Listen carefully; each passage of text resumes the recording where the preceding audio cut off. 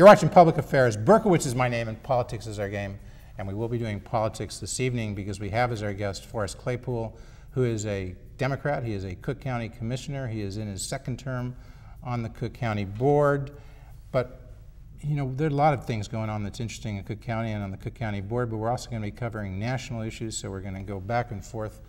Forrest Claypool is a member of the media team for Barack Obama as he campaigns across the country. I think it would be not too much to say at this point. He is the presumptive nominee for the Democratic nomination for President of the United States. We'll talk about that. We'll talk about the Republicans. We'll talk about how Barack got here. That is, if he is the nominee, how did he get to be there, where he's going to be going from here, what that campaign might look like. And then we'll cross over to the Cook County issues, talk a little bit about the Gang of Four, if they became the Gang of Two. Is Cook County just not ready for reform? And what does Forrest Claypool have to say about that? So stay tuned. As we said, Forrest Claypool was elected to the Cook County Board in 2002, was reelected in 2006. He ran in the Democratic primary in 2006, as everybody would know across Cook County, and a tough Democratic primary for President of Cook County Board, running against John Stroger, and now everybody would know the president as Todd Stroger, so we'll talk a little bit about how that came to be. Southern Illinois University undergrad, Forrest Claypool, and then University of Illinois Law School, and twice Chief of Staff in the late 80s and early 90s, Chief of Staff for Mayor Daley, and then again in the late 80s and late 90s, and I guess into 2001, right? 99. 99 to 2001. No, ended in 99. Ended in 99, 98 and 99, second time around. There we go, we get it right. All right, so look, if you're watching this show, we're taping it on May 25th. You will give us a little allowance. We're not covering all the events because it won't air until the suburbs, until the first week in June, in the city of Chicago and Aurora on June 9th. But I think what people want to know about Barack Obama, one thing people want to know is John Cass right. He says that Barack Obama is a product of the Daley machine. I fought with John Cass about that a little bit on the blogs. He writes, of course, for the Chicago Tribune, a column for the Chicago Tribune, but what do you say to John Cass when he says Barack Obama is a product of the Daley machine? Well, I didn't see him say that, and if he said that, I certainly don't think that's anywhere close to correct. I mean, Barack Obama ran as an independent from Hyde Park, and obviously Hyde Park, as anyone who follows Chicago politics knows, has never been part of the Democratic machine. Independence there is a prerequisite for the candidates to be elected, and he ran, as someone outside the machine and won. In fact, in the Senate primary, Mayor Daley was not in Barack Obama's corner in that Senate primary. Was Mayor Daley neutral in that? He was officially neutral. Obviously, everyone knows he had strong family ties to the Hines family, and Dan Hines was one of the candidates. John Daley was supporting Hines? I believe his brother. You have to look at that. And so, the notion that there was that Mayor Daley had anything to do with Barack Obama's rise, I think, is belied by the facts and by the history. Well, yes and no, because I think when they think of Forrest Claypool, they think of reform, and you got to be proud about that, right? Sure. You were the reformer. Sure. And you were running in the Democratic primary for Cook County Board President in the spring and March of 2006, and you were running against John Stroger, who, a nice guy, came on this show, now deceased, but don't say anything negative in that sense. But nobody's going to mistake John Stroger for a reformer, right? Yeah, I mean, he had a lot of positive qualities, obviously, and he was a good man. Right. But we had a fundamental disagreement over the difference. nature of government. Sure. Yeah, your reform, he wasn't. And Barack Obama could have been extremely influential in that decision that people were making, whether to support Forrest Claypool or John Stroger. He stayed out of that. He sat on the fence. He didn't endorse you. He didn't endorse John Stroger. Congressman Jesse Jackson, the same thing. People have said that Barack Obama transcends race. He transcends politics. He does the right thing. Here was a case, putting it bluntly, people were saying, Barack Obama, and maybe to be fair, Jesse Jackson Jr., Congressman Jesse Jackson Jr., obviously knew you, liked you, supported many of your ideas, but they are black. A tremendous cost to support a white person over a black person in the black community. Was that what was going on there? Well, I think actually the fact that they were both neutral in that race and had positive things to say about me publicly and worked with me publicly on various issues in that campaign, I think actually made a strong statement given how, given John Stroger's long and pioneering history in the African American community. So I thought that actually spoke more volumes than anything else. That they said nice things about you, but why couldn't he go that extra in length? And you know Barack, and you've worked with Barack, and you helped elect him to the Senate. So, you know, it's not like he just knew you as a reformer. You folks, you've worked with David Axelrod's firm. You helped start David Axelrod's firm, AKP Media, right, in '84, '85. And so, and you worked closely with Rahm Emanuel. You knew Axelrod. You were sort of the three amigos, and maybe the fourth amigo was Barack Obama. Why couldn't you go that extra length and endorse you? You could have been Cook County Board President. You could have seen reform, could have done a great many things that I know Barack Obama would like to do to improve health care and so forth for people in Cook County. Why couldn't he make that move? Well, I don't know. I mean, look, politics is complex. People have multiple relationships, and they do, you know, the things they have to do and believe in. Like I said, he was, like I said, neutral in my race. I thought that was a major statement, given the fact that the entire establishment was behind John Stroger, and it was a three-term incumbent. And like I said, we'd worked closely together on other issues in that campaign, and with Jesse Jackson Jr. as well on the Piatone Airport and on health care. And I remember at the end, it was a real tragedy that last week when John Stroger had the stroke. And I think people, you know, I think everyone was very respectful of what he had done, his pioneering status as a leading African American, and to overcome discrimination and other things. The entire environment at that time was a difficult and sensitive one for everybody. And you know, so I'm proud of the race we ran, and I'm proud to you know, to have the things that they said positively about me in that campaign. So after that happened, John Stroger, of course, won in a close race, even though he had the stroke you pointed out. Months went on.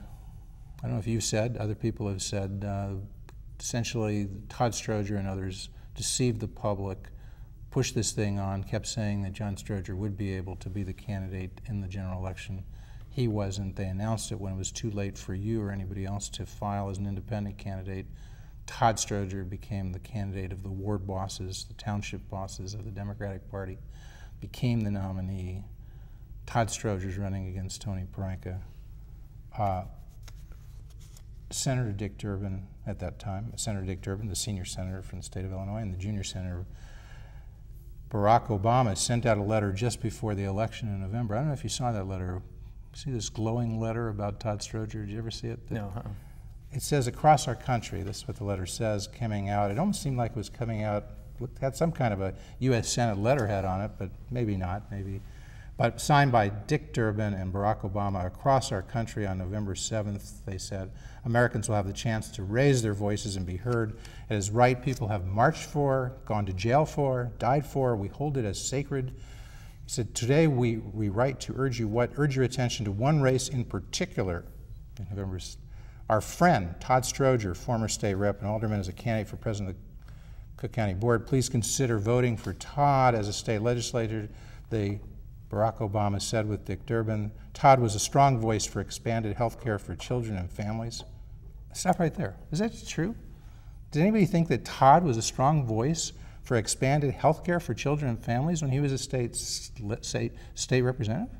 I'm not familiar with Todd's record in the state legislature. Yeah, nobody knew that. That's just, who knows what he's saying. Okay. As an alderman, Todd worked assiduously to improve housing and public services in his ward, with a particular emphasis on programs to help children. Did anybody in his right mind think that as an alderman? He worked assiduously to help the people in the 8th Ward, right? Well, you might as well get to your point rather than take the whole show. All right, okay, that's it. I mean, but he's, you know, Todd is a good progressive Democrat. How in the world could Barack Obama sign that statement? Oh, Dick Durbin, do what you want, but well, your friend, your buddy, your reformer, he's running for president now. How could he? Well, you got to say, you know. Elections are choices, and Democrats believe in certain things, Republicans believe in certain things. At that point, Todd Stroger was the Democratic nominee, so obviously Senator Durbin, Senator Obama rallied behind the Democratic nominee. Surprise, surprise. So this race in particular, he was running against Tony Rezko. Your friend, Tony Rezko. You guys agree on more on the economic issues than you certainly disagree on? I disagree. Tony and I disagree on many, many things. He is a Republican, and not just a Republican, a very, very conservative Republican, who has views that I think are not consistent with the values of the Democratic Party. So big surprise that the leaders of the Democratic Party rallied behind the Democratic nominee. Obviously, Todd Stroger did not live up to those values as articulated in that letter, because the first thing he did was to decimate the healthcare system for the poor that was championed there. So I agree with you, but at that time, it wasn't necessarily obvious that he was going to live up to the values that are articulated. He was going to fight against everything his father had fought for, patronage, keeping the machine running. Suddenly, Todd Stroger was going to say, "Oh, discard all that. I'm going to become a reformer." I'm not going to spend the show debating this letter. I mean, the fact that leading Democrats, supported the Democratic ticket is not news. Okay, we'll go on. All right. Good. Yeah, but it's the same issues that keep coming up. Look, Barack Obama is a candidate of change. That has to be what this election is about. This primary. He said he's the presumptive nominee, right? You don't disagree with that, right? No, I think he is the presumptive nominee. In 1996, who does he start out with? Who is a significant campaign contributor for him as a lowly person running for state senator? Tony Rezko. Okay. In 2004, when he's running for the U.S. Senate, Barack has said he had daily communications on time, D-A-I-L-Y, communicating daily with Tony Rezko about strategy, about finance issues, I don't know what.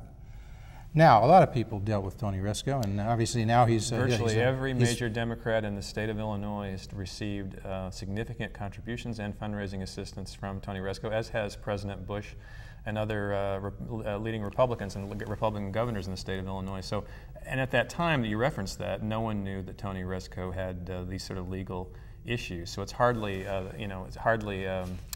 reflects on Barack that at that time he had a friendship with Tony Rezko when no one knew that he might have engaged in criminal conduct. Did you said virtually every Democrat had significant contributions from Tony Rezko and many Republicans. Did you have significant contributions? No. So you're the exception. And you never spoke daily with Tony Rezko? You probably wouldn't even have gotten into that situation in 2004 if you had that opportunity, would you? I mean, he wasn't indicted then, I understand. We didn't even know if he was being investigated. You can hardly criticize an elected official for having a relationship with someone who there's no known ethical or legal problems at that time. So scroll forward, because Barack Obama was elected in a landslide, I would say, in the Democratic primary. And to surprise, maybe even to him, but certainly to many, I mean, getting more than the majority of vote in a tough 7-candidate Democratic primary, getting something like 55% of the vote. Gives that speech in July 2004 that kind of knocks the socks off of everybody at the Democratic National Convention. People start talking about him as a presidential candidate. He kind of laughs and jokes about it. What happened? Because 2 years into his term, and when he has been in January of 2007 in Springfield, when he had been a U.S. Senator for only 2 years, he announces for President of the United States. What is it about Barack Obama in your mind? You're working for Barack Obama. You know Barack Obama. You've known him for a long time. What is it that makes this guy capable of doing that with only 2 years of, in a sense, national experience, to be the presumptive nominee now for the Democratic Party for president? Well, first of all, I think most people use a common sense understanding of what experience is. Barack Obama has more years in elected office than Hillary Clinton or John Edwards or some of the other leading elected officials. He has a record of accomplishment at the state level, a record of accomplishment at the federal level. And secondly, this is a unique time. I think what Barack has said is that he felt he offers something unique for this time in our history. At this time in our history, people are increasingly frustrated about our inability to deal with some protracted problems that threaten our future, whether it's energy independence, whether it's the soaring cost of education, whether it's our foreign policy, which is out of control and has made us less safe. You go down the list, there's all these major protracted problems that we haven't been able to deal with. Healthcare, just the crazy healthcare system we have that's out of control in terms of cost and quality. We've not been able for decades to deal with these issues because of what people see in Washington, which is just the typical gamesmanship, partisan bickering, scoring political points instead of working together to get things done. It's in that poisonous atmosphere that people are sick of. They've had enough of it, and they realize that's what's getting in the way of solving our problems. And here comes a guy along whose whole history both his personal story and his success in the two legislative bodies, is one of bipartisan cooperation, unifying people instead of dividing them, telling people the truth instead of manipulating the process and being too clever by half and manipulating facts. This is what people need at this point in our history, and it's something this man offers and has proven successful at throughout his career. I think people see in Barack Obama someone who can break through this gridlock in Washington, unify the country, reach across the aisle to get things done and solve some of these problems, and stop the incessant bickering and the incessant problems. Not to mention the final piece, which is the culture of lobbying in Washington, which has dominated. Special interests and lobbyists have controlled the agenda for too long. Barack Obama has said, look, I'm the only one who's actually passed laws at the local and the federal level to crack down on the power of lobbyists. And we're going to make a statement in this campaign. No money from federal registered lobbyists, no lobbyists in the White House, and we're going to run this differently on behalf of the people who count, the American people. Okay, that's kind of the whole, that's what we hear from the people who support Barack Obama, the people who work for Barack Obama.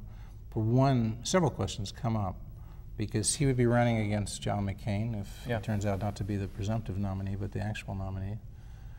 And John McCain or his supporters would say, on a variety of issues, he has crossed the party, he has crossed over to the aisle in the U.S. Senate. He has done that on immigration, he has done that on campaign finance, he has done that in a sense on the war. He supported the war in Iraq, but tremendously critical of the conduct of the war by Bush, by Rumsfeld, and so forth. As a U.S. Senator, when on a significant issue has Barack Obama crossed the aisle?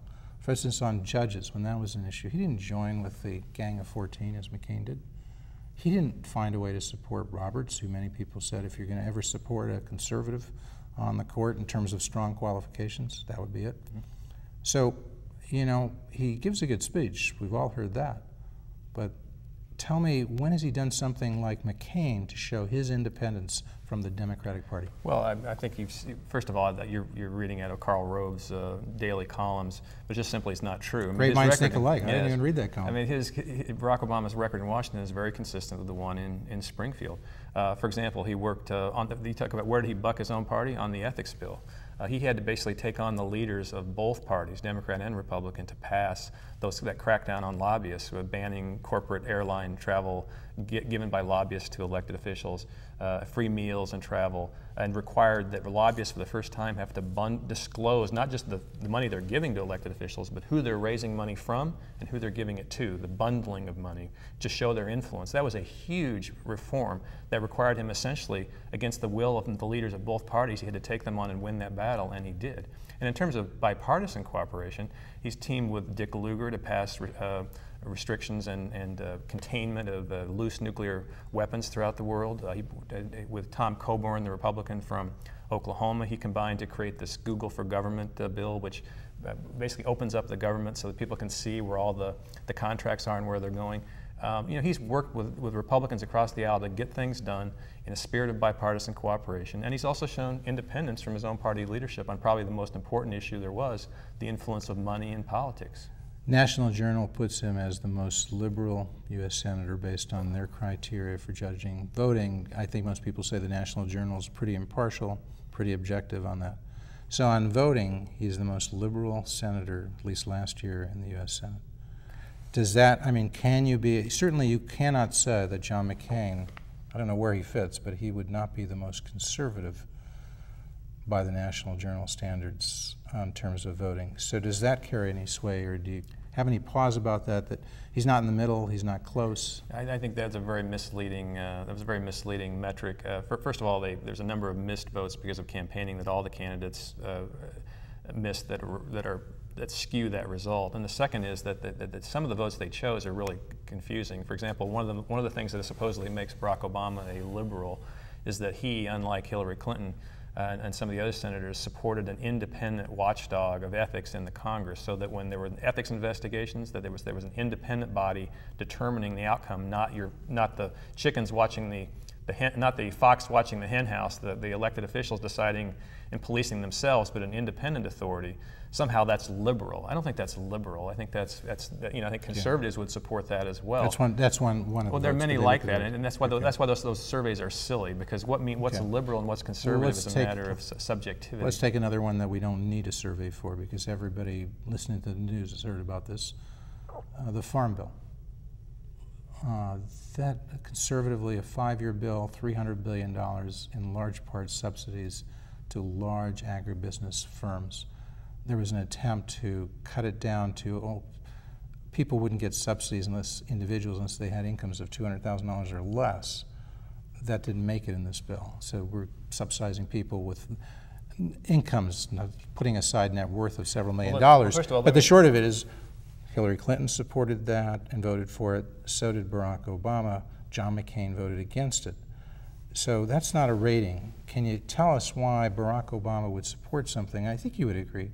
Tremendous wasteful subsidies given to large farmers, and you could think of many better uses for that. I'm sure Barack Obama could. Well, why support that? Well, first of all, let me tell you, you're now getting way above my pay grade, because you're asking me to be an expert on the Farm Bill, which I am not. Well, you've heard the general. And I don't know the particulars of it. I do know that Barack Obama has in the past, and I know there's a lot of things in those bills, and oftentimes in those bills you make sometimes a judgment: do the good things in a bill outweigh the bad things? And I have to suspect that was the case here, because I do know that he has consistently been for a cap on farm subsidies. In other words, this notion of these massive corporate giveaways where the Farm Bill, these subsidies go to, you know, unlimited amounts, doesn't make any sense, and that's been a consistent part of his position. But so again, I'm above my pay grade, but that is part of the principles that he would bring to any future agricultural spending. Okay, before we turn, we're just about ready to turn to Cook County politics. Although, as we've seen, there's some back and forth that connects these two.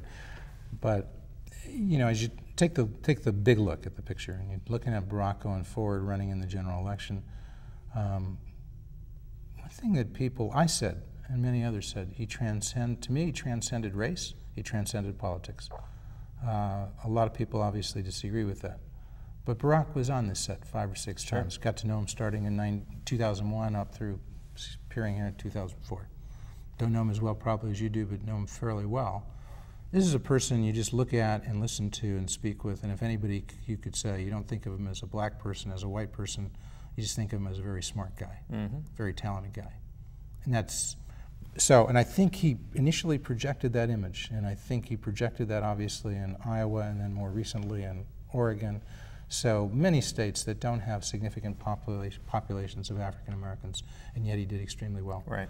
And then you find that some people say just the strand of states going through Appalachia, whether it's West Virginia, the recent states, just blanking on another state that he lost, but you would know by like 35 points, right? Kentucky, West Kentucky, Virginia, right. Yeah. So what is it about those states, and how much of a problem, as you see it, just speaking very practically, is that for him as he runs again in a national election against John McCain? Well, I think you're... Is it a race issue? Is it a political issue? What is it? Well, I think there's a certain mythology here. All you hear about is, Barack Obama and white working class voters. In Appalachia, that may be true, and we may have work to do in Appalachia, places like West Virginia and Kentucky. But the truth is that throughout this campaign, Barack Obama has either won the white working class voters against Hillary Clinton, ran even with her, or lost competitively throughout the country. I mean, for example, working class whites in Oregon, we won. Working class whites in Wisconsin and Maryland, Virginia, Barack Obama won handily. So, that's throughout the country that's been the case. And so he is very consistent and very competitive with that group, as much so as past nominees such as Al Gore or John Kerry. So I think just because a particular candidate such as Hillary Clinton brings certain strengths in certain parts of the country or certain versus someone else doesn't mean that translates into a general election. A general election is a completely different universe. 2/3 of the voters in this country will not have participated in either of the primaries. And so you're talking about a completely different universe of folks. And based on the national polls, where Barack Obama is actually leading John McCain, this is going to be a very, very important and competitive race, and he's going to fight, I think, effectively for those votes. But is it a change in time, putting it bluntly, did Pastor Wright change the perception of the great bulk of the population of Brock? Can they still possibly see him as transcending race? And did the Clintons do something there? Did Pastor Wright do something there? So when Barack Obama speaks, now some people say he's a black candidate. I don't think many people said that before Pastor Wright, well, I mean, and before the criticisms that came from Hillary Clinton. Well, there's no question that Pastor Wright did not help, particularly with his kind so of can he national recover? tour. How does he rebuild that? How does he get back that idea that he transcends race? Well, it's really crucial to I him. think a lot of it is just reintroducing him to the American people, especially to the 2/3 of the voters who really didn't participate in the primaries, who need to know his history. I mean, his history is really the American story. And if anybody watched that convention speech, which began his rise in national politics in 2004, that was probably the single most patriotic speech given at a Democratic National Convention or any national convention, maybe ever. I mean, that was the essence of it. That was the appeal of it. He linked his own personal story to America's story and how much it meant to him and why only in this country was his story possible.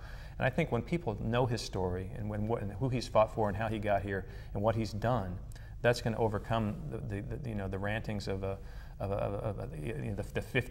5 minutes out of 30 years of preaching by Reverend Wright that people are using to try to attribute to Barack Obama falsely and unfairly. All right, let's go over to Cook County politics or Cook County policy. I mean, the short question is, did the reformers lose? Is it all over? Because at one point, you folks, the reformers, were winning votes. A few years back when John Stroger was there was the Gang of Four. There was you, there was Larry Suffredin, Mike Quigley, and Tony Rezko, 3 Democrats and a Republican. Might criticize, you'll differ with Tony on some things, but on economic issues, the 4 of you were very close. You picked up the 4 other Republican votes, you picked up Earl and Collins. John Stroger couldn't get a tax increase through there no matter what, okay? Absolutely impossible. And then, this year, Todd Stroger gets a 15% increase in taxes at Cook County with all the waste that people talk about. How can that be? It was a lot more than 15%, but you're talking about a $500 million tax increase. Right, okay. I underestimated, maybe 20%. How could he do that? Well, that's a good question, and we know the history and what happened. It was a 9-8 vote. There was a compromise, which I did not support, but the compromise was that the 9th candidate, Larry Suffredin, cast his vote for the tax increase in exchange for Todd Stroger turning over governance of the $1 billion healthcare system, 3 hospitals, a couple dozen clinics, to independent governance. Try to take it out of politics, try to take it away from, because it's been a morass, and it has been one of the cesspools and one of the points where taxpayers have had to pick up hundreds of millions of dollars annually. Let me just interrupt and say, I hate to interrupt, but we're going to continue to speak as the credits roll, but I very much want to thank our guest. It's a little short on Cook County stuff. We're going to come back. We'll do another show. Okay. All right? Our guest, Forrest Claypool, who is in his 2nd term as Cook County board member. He ran for president of the Cook County board in the Democratic Party, Democratic primary. He may do that again in 2010. He is a member of the media team for Barack Obama's campaign for president, which was a campaign in the Democratic primary, and I think will shortly be a campaign in the general election to take on John McCain, Senator John McCain. So thank you so much for coming. Sure. I'm sorry we had to cut that short. We'll keep going on Cook County politics. Truly would like to have you come back. No problem. So you're outlining, in a sense, what happened there. I mean, why, you were telling me that, look, you guys lost, but you're still fighting? What are you talking about? Oh, on the county? Yeah, I mean, you lost on the county stuff. I mean, Todd got his tax increase. He now has a board that's looking like he wants to run the health bureau. He's got his friend Jerry Iceman, is that his name? That's right. On there. And so really, what hope is there for reform in Cook County? There is and there's Tony Rezko. Suffredin's not there anymore, I don't think so. Quigley, you can't trust him? No, I don't think that's true. But I think those 2 guys abandon you when you need them. Look, the answer to your question is we'll find out in 2010. 2010 voters have a chance to turn Todd out, and they have a chance to turn these board members out. I think there's the highest level of awareness right now that there's ever been about the cesspool that is Cook County. And it's